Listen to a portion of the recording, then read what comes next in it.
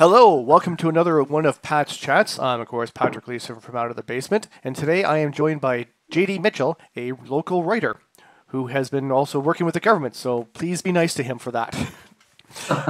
Unlike internet rage intensifies. Exactly. What? Government worker?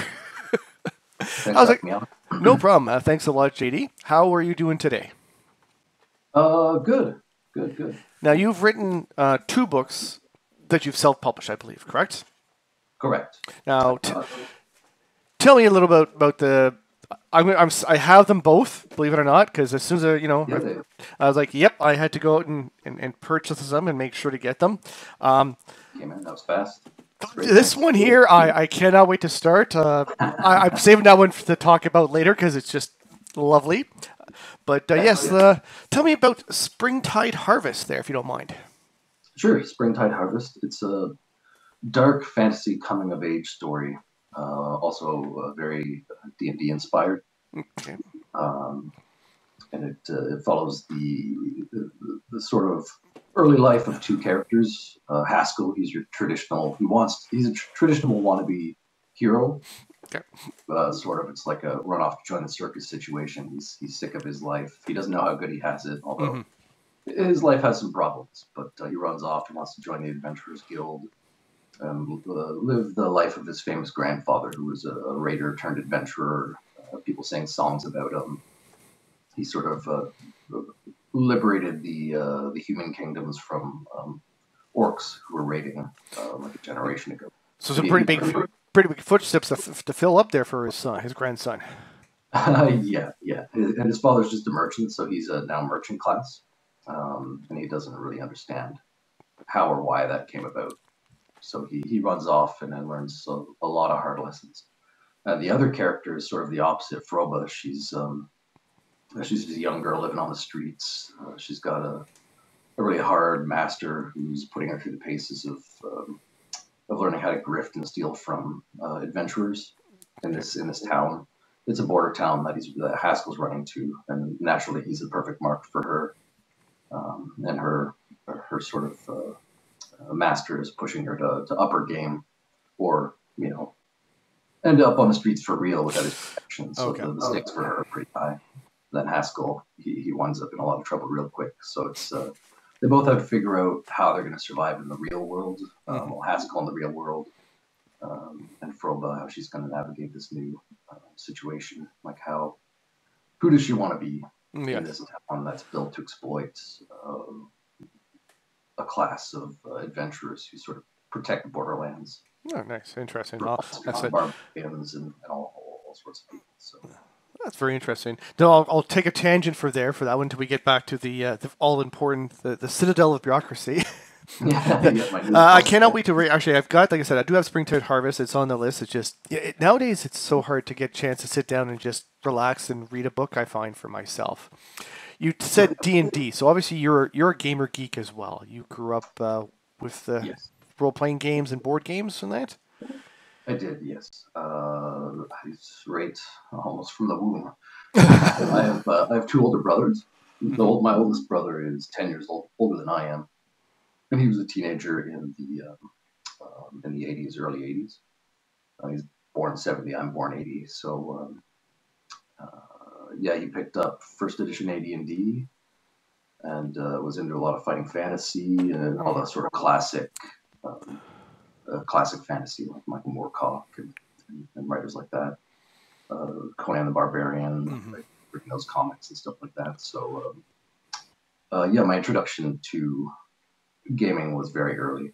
Even before I could read, I was playing Dungeons and Dragons and fighting fantasy. So I was 6 years old, and then once I graduated university, I got out into the working world, and life took over, and suddenly I'm 40.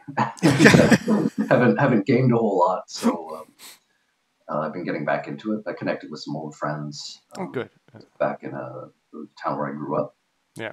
One I just bumped into one day, and I was like, "Holy shit! I haven't seen you in like 25 years. What's going on?" So it's. That's nice to get the reconnection then. Did you read? We've been playing 5th edition. I've run a game with 5th edition with them. Are you the DM or are you the player, or do you switch? I've pretty much always been a DM, which is how I sort of fell into writing. I kind of fell into writing during this latest campaign because I was trying to get more atmospheric with my descriptions and the storytelling and up my storytelling game.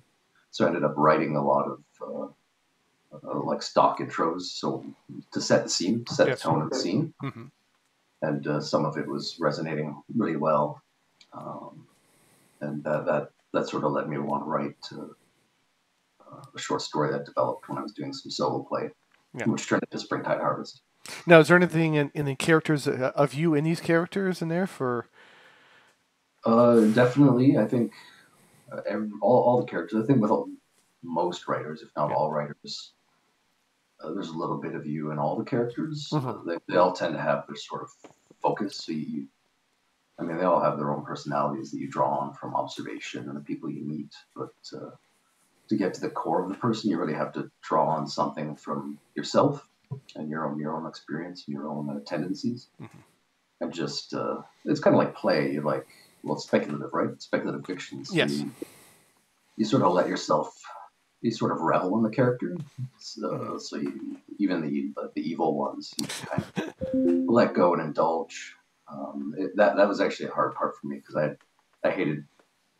I write my games for my players and their characters, so it's a tailored experience. And I like people to succeed. I like to be challenging for them to succeed. But as a writer, you really have to put your characters through the ringer, and that it took a few drafts for me to really take the gloves off. For the first one was pretty easy on Haskell, but the current edition is not as easy. Now, how did you get into the production, or producing it yourself? Like, imagine that's a lot of work for anyone, especially someone who's also working a full-time job with with a wife. Yeah. It's well, my old mantra used to be wife, work, Warhammer, because I was into Warhammer. Oh, okay, yeah. That was another thing I couldn't afford until I was older, but I really loved looking at the Citadel stuff when I was a kid.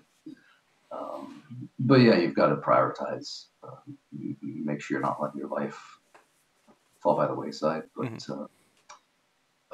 yeah, you need to prioritize. Like I said, I lost a lot of all of my 30s to work. And you get to a certain point where when you're finally able to stop and evaluate your life, you have to choose what you want to do. That's when I reconnected with my old friends and started role playing again. And civil service, it's to civil service. We have it pretty good, but we have it pretty bad in other ways, as I have in my newest book. But it's not necessarily a very fulfilling job. My first role was quite engaging, but I've now 11 years, I fell into sort of a normal civil service job, policy analyst doing just stuff, policy analyst doing everything. And speaking of that, if you don't mind, that's a nice, perfect segue for the Citadel of Bureaucracy. So obviously you experienced the choose your own adventures as well as a kid, because this is set out as a lovely choose your own. And unfortunately, some of the stuff there does resonate with me because, again, I work with it in the civil service as well. And I was like, yeah, I've had meetings like this, or I've had discussions similar to that. I've had to make those sort of ideas. So obviously, you took a lot of your government work into this. What made you decide to change from a speculative fiction into sort of a the choose your own adventure style? Well, it was an easy transition because I'd written Springtide Harvest. I was still in the revision process, and I had to step away from it for a bit. I was going to take a break, and then I'd gotten in contact with an editor, so I just wanted to, sit on their advice for a bit. And then, like a couple days later, I was writing another book. I sat down and I have all these. I don't know if you can see them. Yeah, you can see. There's this Fighting Fantasy. Yes. All the original green spines. Oh, nice. Yes. From the 59, I think it is. Yeah. I collected them before they were prohibitively expensive. Some of them are originals from when we were kids. But, can almost be a retirement fund. Maybe, yeah. So I pulled out one of those and was playing. It was the House of Hell. I'd never won it. It's like a brutal book. It's very hard. And I was like, I'm gonna do it. Whatever it takes, I'm gonna win it. And because it was a modern, a modern fighting fantasy game book, set in this one house, it sort of gave me the idea to. This is before I learned of other books, other civil servants have written similar books too, and there's game books about civil servants. It just lends itself to the civil service because the service itself is a bit of a game. You've got to like manage and play the system in order to get things done. So after I just played that book. It was probably 2020, maybe 2021, and I just had a string of like projects were canceled, there were like management issues, management turnover, just setbacks across the board. And those are the moments in government where you're things you've spent sometimes years on just get put on hold, or the government changes and they just go out the window. If you're lucky, you can pick them up later, but not always. And I was so frustrated. And I just on the heels of playing House of Hell, and then the idea for the book kind of came into my head, and it just I think I wrote it in a month or two. Nice. And then, of course, a lot of massaging after, especially the format. Format's a real pain to get all the entries lined up and make sure everything connects. And that was a lot of work. So it took a lot longer than 2 months in the end, but to write it was pretty quick. Yeah. I guess like because you do your own sort of formatting that yourself, right? So I guess you've learned a lot about Word in that time frame. I did. Word is great for books. Once you figure out the headers and the sections and all that, it becomes you could format any book just in Word. So it was a learning curve though, especially with this one. I had to go back and change a lot. Using some of the features built in, but that's all part of the process. Well, yeah, but you must have a sense of accomplishment that you don't always get in the civil service, like you said, because you're working for months or years, and it's like, oh well, that project's dead. And you're like, well, I just put a whole bunch of my own self into that, and now it's gone. Whereas the book, you can say, look, I did this. That's mine. Exactly. And it's something about the civil service that taps into that. It's very cathartic, both to write and I think to read. It gives you a chance to do things in the civil service you wouldn't normally do, like beat up geese and tell your coworkers exactly what you're thinking. Yes, yeah, that doesn't do you too well. You get sent to HR usually if you go that route. Yeah, but it's not harsh. I wanted it to be a balanced fun. I didn't want it to be just like axe grinding or just horrible. No, like I said, it's definitely a tongue-in-cheek look at bureaucracy. I mean, you still get the idea of how things do work, but it's definitely that sort of looking back, from somewhere else and go, yeah, I could see where the humor would lie in this if you look back and tell stories later on. And you need not a lot of civil servants do. If you find a good team, you can find people who don't have a sense of humor, but a sense of humor helps. Unless you lose them to other groups, or they get poached, or they get promoted, and you're like, oh, we had such a great team. Now there's just me from the original team left. Yeah, that's that's happening. That's happened in my group, but it happens all the time. You enjoy the people and the time when you can, because things are always in flux in the government. What's next for JD, the writer? What is next? I've got these 2 books. I published Springtide Harvest August 22nd last year. So I'm coming up on the 1-year anniversary. I published Citadel the 1st of June, so last month. Nice. So it took me a long time to get those 2 sort of in order, and now they're released. They're out there. I'm working on honing my marketing skills, which is the other big half of writing. Because you can write it, but if people don't find it, they can't or won't buy it. So So help me retire, everybody. Buy my book, please. Yes. Well, they are available on Amazon. I'll make sure to put the links in the video below. They're also Amazon and everywhere, anywhere, even a local bookstore. If you go to a local bookstore, okay, give them the name or my name or preferably the ISBN. But you can find that on Amazon and stuff. Mm-hmm. You can order it anywhere. Well, I was going to say, you also have a page too for yourself, JD Mitchell Writer. So. Yes, on my novel section of my website, I have the links to all the places you can buy it. Well, not all the places, but the biggest places. The biggest places, yeah. At least helps people find it. Yeah. And it's I sell fairly well internationally. I've sold in Germany and France, I think, Australia, the US, of course. Mm-hmm. All of those are probably my writer friends in my writer group, but well, we won't. Not all of them. Yeah. So, do you find sales better in the States than in Canada for this, or? For this title, yes. So far, okay. I've sold more in Canada. It's selling fairly well for such a niche book. I think it's because civil service book. Well, I was gonna say, toss a rock somewhere in most cities in Canada, and you'll find hit someone who's works for or knows someone in the civil service. So. Yeah, whether it's provincial or municipal or federal. And I mean, every country has a civil service, and I imagine the issues are pretty universal. So I'm hoping it can pick up steam anywhere there's a civil service.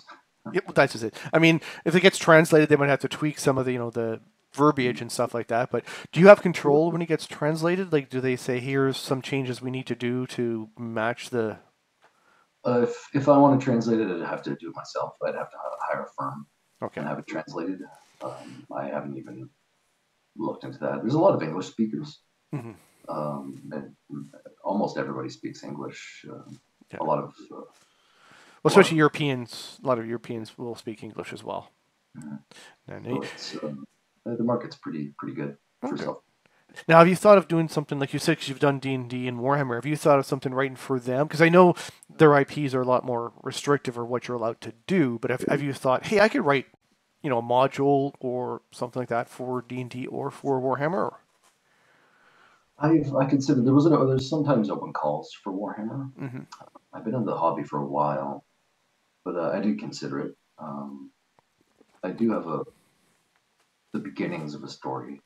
Before I even started Springtide Harvest, I wrote a couple chapters of a potential 40K story that I might submit when I do an open call or something. But I haven't really picked it up since I got caught up in my current projects. But it's always good to have things on the back burner or ideas that you can as a writer, because you never know an opportunity is going to come up. So I have a space opera novella that I could develop. I have this 40K idea that I could develop. So right now I'm trying to change gears to get back into to start book 2 of the book that comes after Springtide Harvest. I wrote it to be potentially standalone. Mm-hmm. So I wanted to end on a note where you'd be like, oh, that's nice, or the story, everything has pretty much resolution, because I didn't know if it would sell or if people would like it, or but the response has been pretty good. I've got pretty good reviews on Goodreads and Amazon, which is it keeps you going. That's helpful. So if anybody's already read the book, please put a review on. Leave a review, even if it's just a star rating. Yeah. And if it's a bad review, just say why. Bad review. Well, exactly. Like, you want good criticism, not just I didn't like it. Well, yeah, if you didn't like it, it's like, I don't know. Was it the characters? Didn't resonate, or I expected to be. Some of the people who give it 3 stars, they're more into epic fantasy with heavy world building and tons of complicated politics, but they still liked it. And 3 stars is 3 is better, yeah. And they say, look, I usually read this kind, because mine's not. Springtide Harvest isn't necessarily cozy. Some people like to call it cozy fantasy, but it's just a smaller character driven. It's more psychological, and just sort of examines internally sort of the tropes of fantasy and questing and what it means to be a hero, and also history.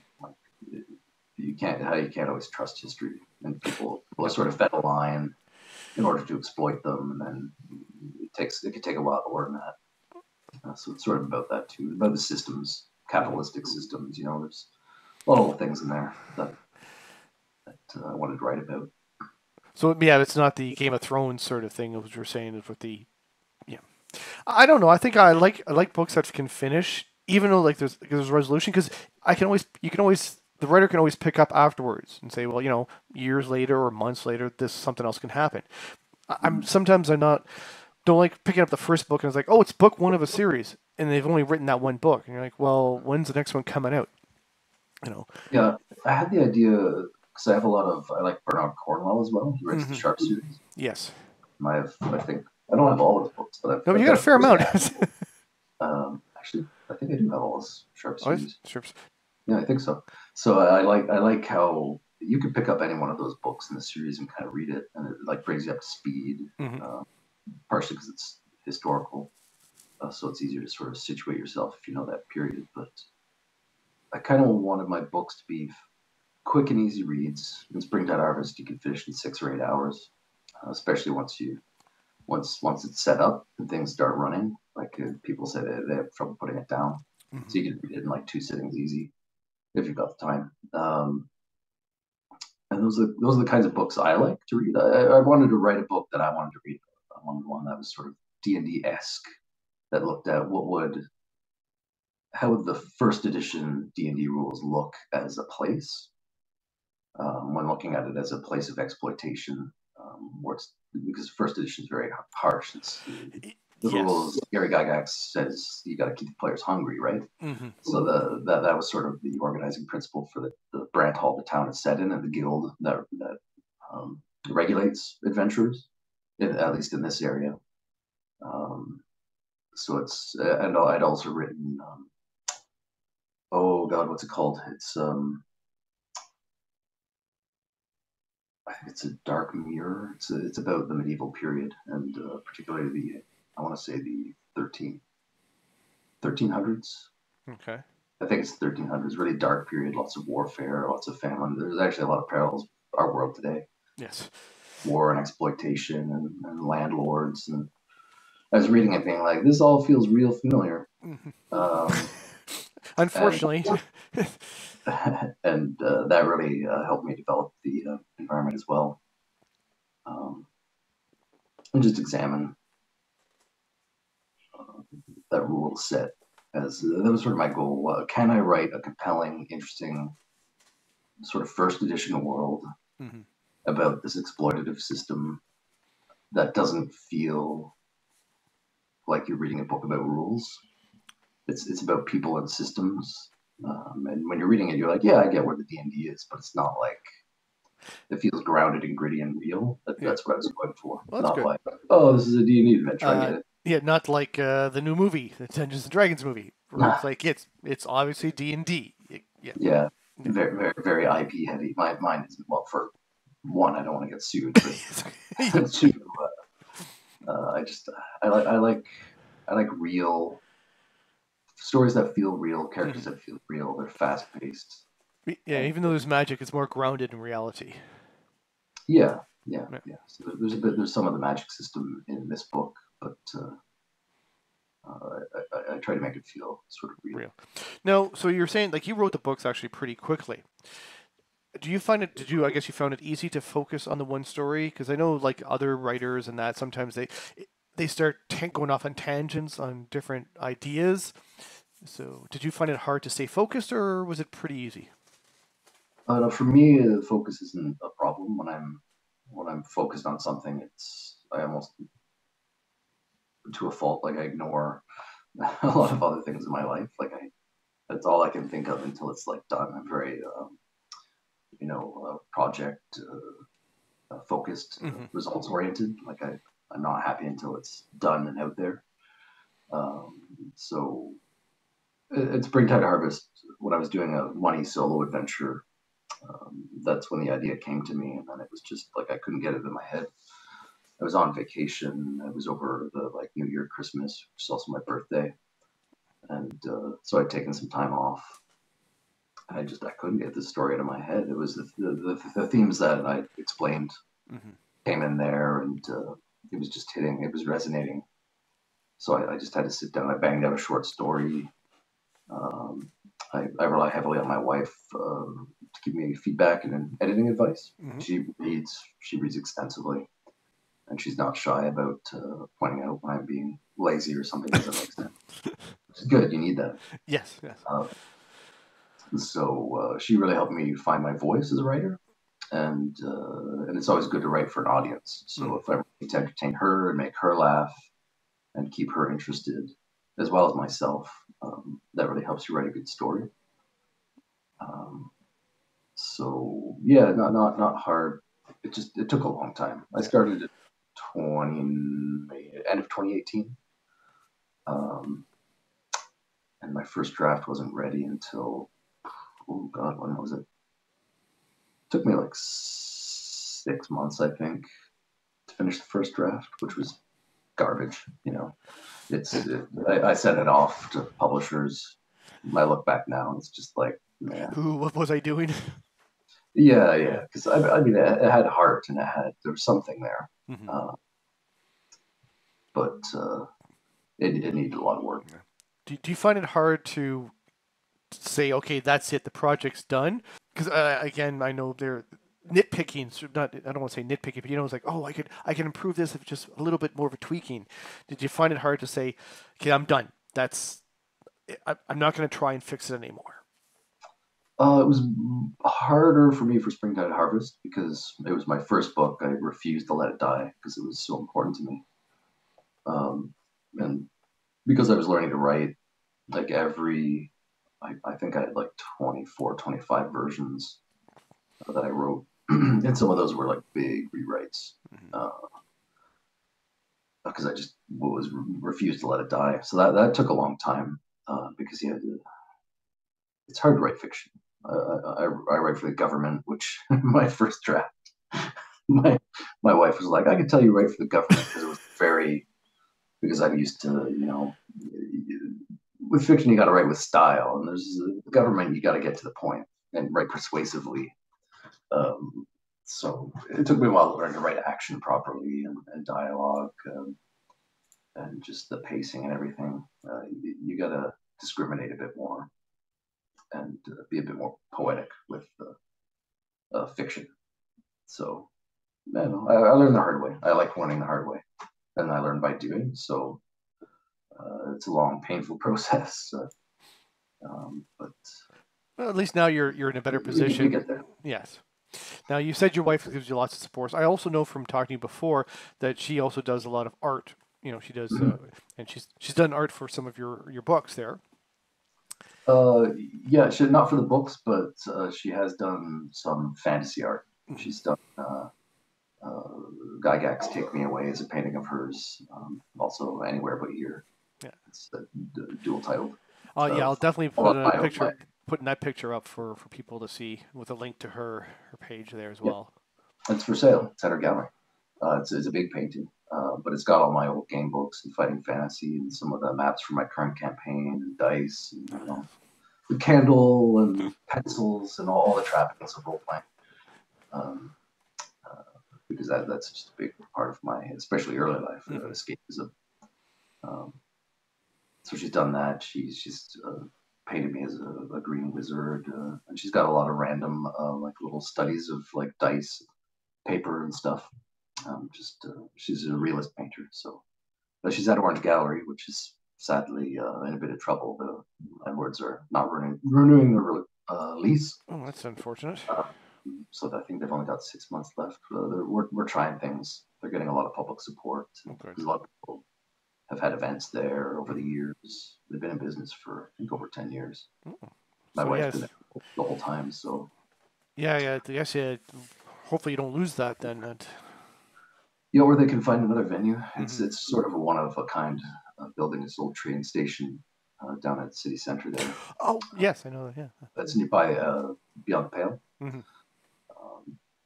It's a great venue. So hopefully they can find that. But her art's in there. She does commissions as well. Okay. But yeah, she's mostly still life. Nice. Now I'm going to go back to one you were talking about earlier. Just a random question, fun question here. You talk about Warhammer. What's your favorite Legion faction in the Warhammer 40K universe? Legion or chapter? Well, that's just it. Like are we heresy or are we? Well, okay, so we'll say either one. You could pick Horus Heresy. You could do the new ones, the chapters, or even a faction. Orcs, Necrons. Oh, okay. Yeah. Well, I mean, I collect my two main armies. I haven't played since 2018, I think. Okay. So I think I have 2 editions out of date, but yeah, it's the 10th just coming out. Well, this year, the 10th just came out. So that's right. Yeah. My main army that I've always played almost exclusively is Tyranids. I'm a big Tyranid fan. You will love the new edition then. Yeah, they've been right when I stopped playing is right when the Tyranids got good. Like they were killing at tournaments. Mm-hmm. And I placed pretty well on the tournament scene with my Tyranids. I was in like the top 3 or something. Oh, nice. On the I can't remember the name of the tournament organization, but yeah, and the other big army I collected was Ultramarines. Ultramarines, yeah. Well, the basic. Yeah. The Boy Scouts of the Marines. Yeah, I brought the Battle from a Crag box back in the early 2000s. It must have been the early 2000s. Yeah. So I started with Gene Stealers and Tactical Marines and went up from there. But I mostly I liked painting Ultramarines, and they had a lot of the best characters. Space Wolves. Not best.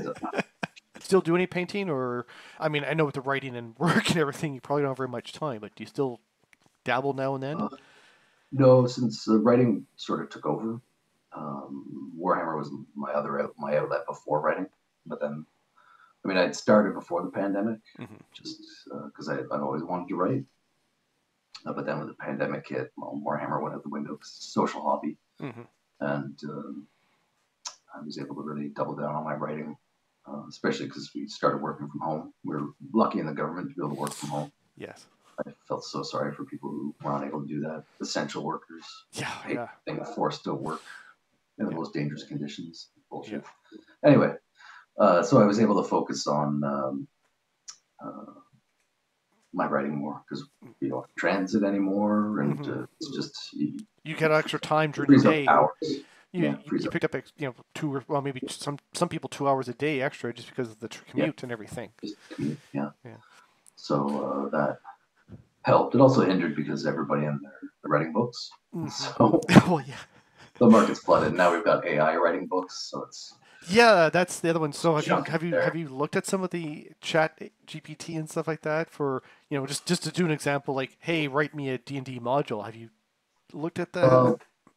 I saw some good Reddit threads about people like solo playing with chat GPT. That was interesting.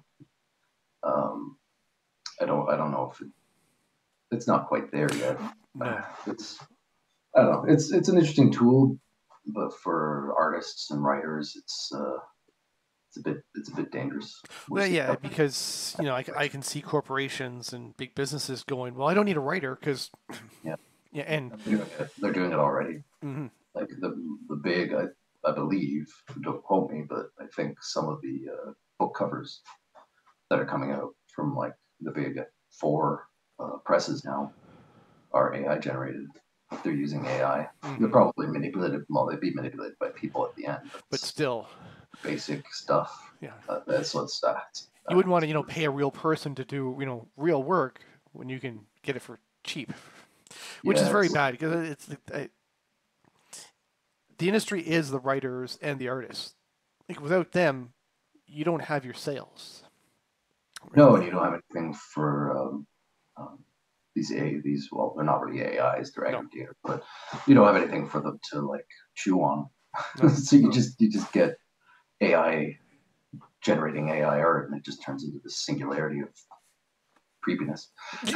So you need people. We're taking people out of the equation. Too many people out of the equation. And also, like you're right, it's not true AI. Because they're scouring the internet for either the stories or pictures and drawing from that to it's like, okay, this is what a man riding a horse would look like. Yeah. And then yes, sometimes they get a little weird with the one, but. And so, how do you feel about? Well, I'm pretty sure I know where you stand on this, but the Writers Guild and the Screen Actors Guild on strike. Oh well, I'm all for strike action, especially these days Mm-hmm.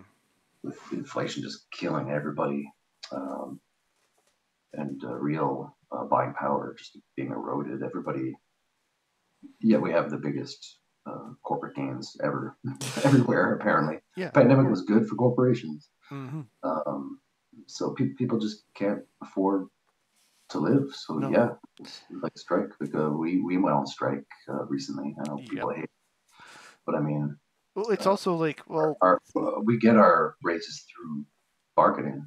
yeah, We don't have like industry top ups and things, and no. And so we also, it bargain. does, the unions for the government, when they get good deals, it also does actually help the private sector. They've shown this in studies that, if the union in that one gets better, other companies are like, okay, well, I don't want to lose people to that, so we'll offer them better deals.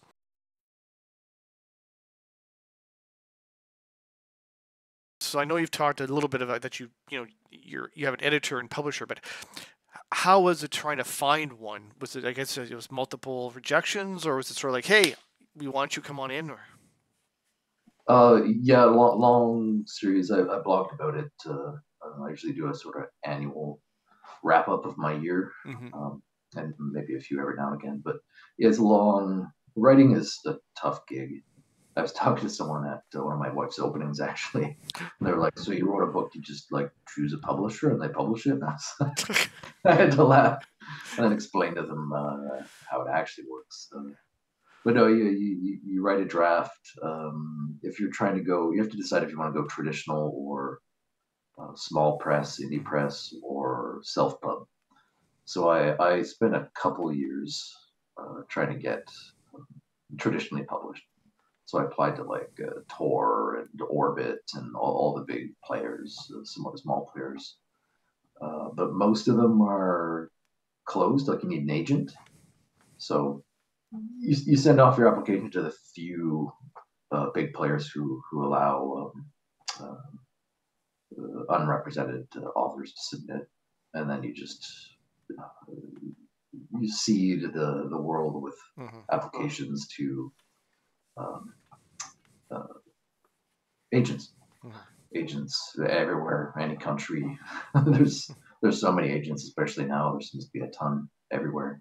I was going to say, well, Uh, also we use a lot of publishers too. Now it's been, again, an amalgamation of the big boys. yeah, there's an explosion of indie pubs, but yeah, we're down to four. It used to be the big five, now it's the big four because of all the amalgamations, which is just bad for everybody in the end. But um, yeah, I applied to some indie pubs, but at that point, I've been doing so much research, and I'm not sure how much you actually get. Like, if it's a good, well-established indie publisher, you might get a bit more traction. But often, even with the big publishers now, they're relying on the author themselves to really push.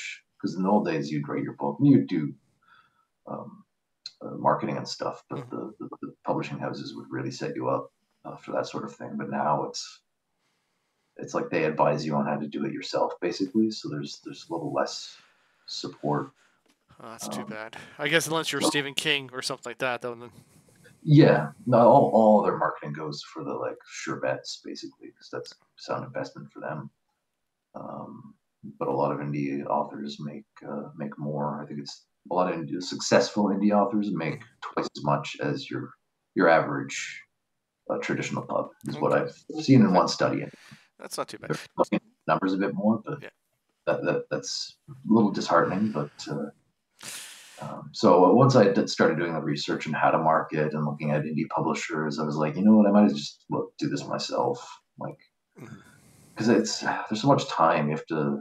It takes years and years, and after you've been doing it for years, you're like, you know what, let's just do this thing.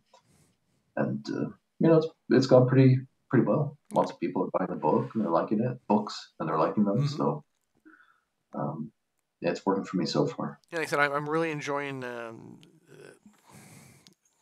I drew a mind blank now. The novel. Sorry, Springtide Harvest. Springtide Yeah, Harvest. Sorry, so much going on. yeah. Well, it's I another day. Yeah. Been a What I while like since. interested is for your chapters, because as time goes by, the moon phases have changed in for the pictures. Yeah, yeah. I wanted to kind of ground it a bit. Um, because I like accessible fantasy, so I wanted it to. One of the things I like about Tolkien is, unless you're talking about elves or dwarves, it's like October or September. So I wanted to go with our seasons, our months, our moon phases, because the fantasy itself can be hard to get immersed in. Well, yeah, especially with different months. Yeah, because it's hard for the average person to sort of start to grasp the different. If you start doing different dates and months and years, then it's like I'm not. Is this a springtime thing or is it so? Yeah, and to help with the passage of time, because I chose early on rather than sort of embedding cues within the text itself, except for here and there doing it, but to have the sort of chapter heading sort of track time for you, so that you're not like, how long ago was that, But when you flip through it, you're like, by the end of the book, it feels like so long, but it's only been a month. Like the book happened over the course of a month. But again, that is the old D&D feeling. It's like you go out, you explore, you come back, and it's like, how long's it been? Oh, a couple of weeks. Oh, yeah. Wow. It felt like we're level what now? Oh, jeez. Yeah. Do you think that Kindle, the digital age, has helped publishers for getting stuff out there? Tying in with, for sure. Yeah. It is for sure. Most of my sales go through Amazon, as much as everybody hates Amazon, and I'm not a fan of their policies. It's the go-to. I mean, there are some others, but in terms of getting your work out there and the accessibility, well, there's like Scrib and a few other ones, but you're right. Everyone knows Amazon. Yeah, man. The accessibility. It's like it's so easy. I could set up a book in like under an hour. Like now that I know what I'm doing. Like, we're writing and formatting, but then like once you've got your cover and you know how the formatting, like the layout works. Yeah. You just PDF it, upload your cover that's properly sized, set your price, you're done. Like there's some metadata stuff you have to enter, but like it's so easy. It's so easy. Have you thought of doing a how-to book for new publisher or new writers and stuff, like how to self-publish in 5 easy steps? Well, you know what I mean, not easy, but you know what I mean, like. Yeah. No, it's not really mine. There's got to be tons out there. I don't think you only have so much energy. I don't think I would, unless I had a big following of writers or something, and then there was an appetite for it. Again, I wouldn't pass up an opportunity if it was like, well, a lot of the people who follow me seem to be writers and they're asking a lot of questions. Here, just buy the book, But always be ready for those opportunities, but try not to spread yourself too thin is, I think, the best advice for writing. And again, also, like you said, your wife supports you a lot, and you support her for her art. So that's always a very important one for anyone trying to do anything. Is you need the support of your family and loved ones. Oh, for sure. It makes it a lot harder to do it on your own. Yeah. No one, especially writers, you can't do it on your own. Like I said in the acknowledgements of my first book, it takes a village to write, especially a first novel, because there's so many people you have to run things by, beta readers and editors and proofreaders. I think you got to sort of always keep that grounded too, because if you get to the point where you think no matter what anything I write is going to be great, that's when you start ending up with really bad novels. Cause...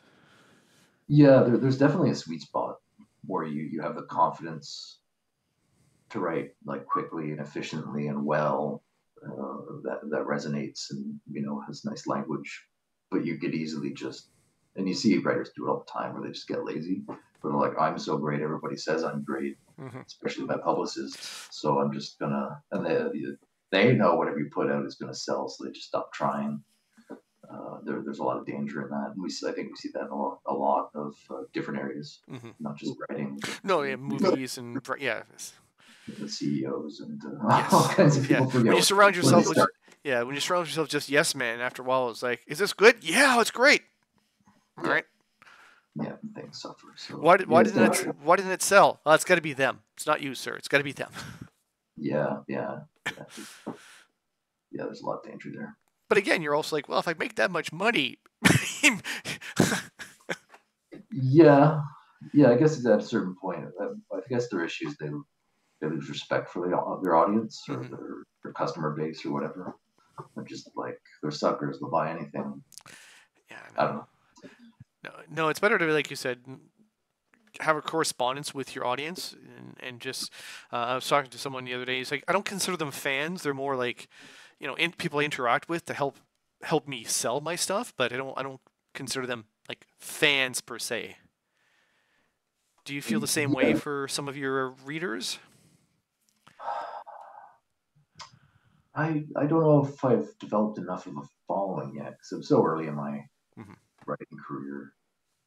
I've got a pretty good group of fellow writers, and I guess there's a bunch of early adopters who are kind of in my writing right now. But I don't know if I've developed sort of fan base that I see like with YouTubers and stuff, where Yeah. they have these sort of communities and they're like, oh, create a Discord, and they want a whole brand environment to operate Hmm. in. I'm nowhere near that, but so I don't know if I could answer that question at this point. If I'm lucky enough to have it happen, I'll let you Okay, no problem. You're like, yes. Just one quick question there. Have you thought of doing a role playing game based on your novel? know. Well, Because I know it's yes, based on a little because bit on old school D&D, but well, it is actually the Springtide Harvest setting is the game world I created for my friends that I've been building ever mhm. since I was 10. Yes, you're saying, yeah. So it's yeah, it's the old game world that I have the very first map, and it's just a trash map that a 10-year-old wrote or a Yeah. 12-year-old sort of drafted. I think there's a spelling mistake on there. Would you say Um, that's an old school map, right? It's like people wrote it. yeah, Yeah, it's like that's how it was in the, like whoever wrote yeah, it misspelled the name. yeah. So, but no, I've been developing that and sort of retconning it over the years until it's become this more rich world. Hmm. Uh, and as I was playing like fifth edition with my friends, and I actually got them to dig up their old character sheets. Some of them still had their old Oh characters, wow. so Okay. there are actually a lot of little references in there from my original players. Okay. So when you hear about an elf saving a person, um, That's one of your players. that's actually one of my old friends' characters. Nice. And little stuff like the Winklesmith wizards, like there's a Okay. whole crazy story there involving one No, of I'm my just friends. thinking because old school is sort of open source. Well, not, it's an open license thing, so that'd be sort of easy enough for you to say, if you wanted to, like put together a package and say, here's, my old school D&D, world. Yeah, I could. I mean, again, if there was a because it would be a lot of effort to sort of gather everything Mm. together and make it presentable and to a level of quality that I'd be able to sell it. And then you've got all the supporting art and Yeah. apps, and it would be a very expensive time investment. But I mean, again, once if you build that following and like I have a completed series, say, and Hmm. lots of engagement from a fan base, then that would be a logical next step. To release it as sort of a game world using the open license, Yeah. like Wizards of the Coast open license or whatever. Well, as a fan, I can say I'm looking forward to if you ever do a second book Oh yeah, in that well series. I'm gearing up to start writing it now. I've been thinking about it. I've got my notes out, and the way I write is I get everything out, I look it over, I think it over, I push things around, and then I let the sort of narrative come to me. Yeah. I'll often hear characters saying stuff and think of interactions, and then I'll rush off and write stuff down, and then just flesh it out. Uh, so yeah, I've reactivated some of the gears for the Good. Good. for the second book, just to get my brain chewing on it again Awesome. And as I market. yeah, or another, do your own fantasy thing. Except next time you're not. Maybe you're a analyst instead of a, policy. Yeah, if I did, my wife and I talk about like the nature of the second book for Fighting Reality, because I'd like to do at least three to have a Okay. nice little set for Yeah. Fighting Reality. So the next one, I'd probably do like an urban fantasy for the next one. So it Hmm. would be more fantasy. It'd be like a Well, cleaner, a hotel. We were talking about doing that yeah. because I'd want to do something where we actually have experience that we could draw on Yes. for our own lives. And then you get pulled into some like fairy underworld within the city Ottawa or something. And hey, Charles DeLint. I was going to say magic and craziness. And yeah, I was going to say a lot of influence from Charles DeLint there. Yeah, and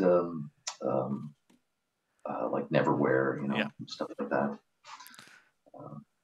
Well, so that's something I might do. Well, I know, again, working full time, it's never easy to just be able to say, okay, I'm going to take a month and just, put it out. You have to balance your time and that. So, but all the best for that. Thanks. There's any small kernel advice you can offer, right now to any aspiring new writer to try and self-publish?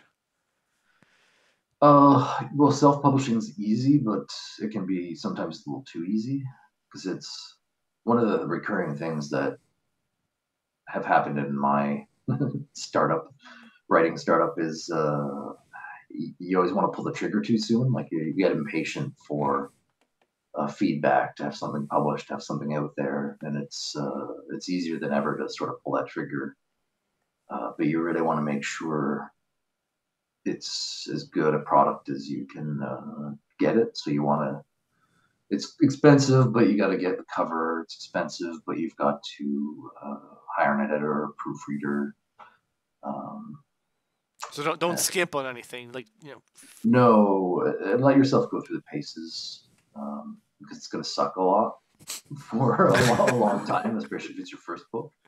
But that's just learning. Learning hurts. It hurts the brain. Mm-hmm. That's why it's difficult to learn new things and do new things. But you got to build those pathways and force yourself to be better. And never listen to someone when they tell you how something should be fixed, but always listen to someone when they tell you something isn't working. Okay. So if they're like, I just hate this character, or I'm bored, or like those would listen to that. But if someone's like, I think you should remove this character and make this like man a woman or whatever, it's like, no, it's your story. But so don't listen to very specific advice. I think I got this from On Writing by Stephen King, which is a great book. Yeah. But always listen when something isn't working. Yeah, I think I read that one too, where it's like, if you get 10 different opinions back, ignore them all. If you get 6 people saying the same sort of idea, you got to fix that thing. So, just you can always wait, but you can't take it back very easily. You can, but then you pay for it in the end when you like people who bought your book.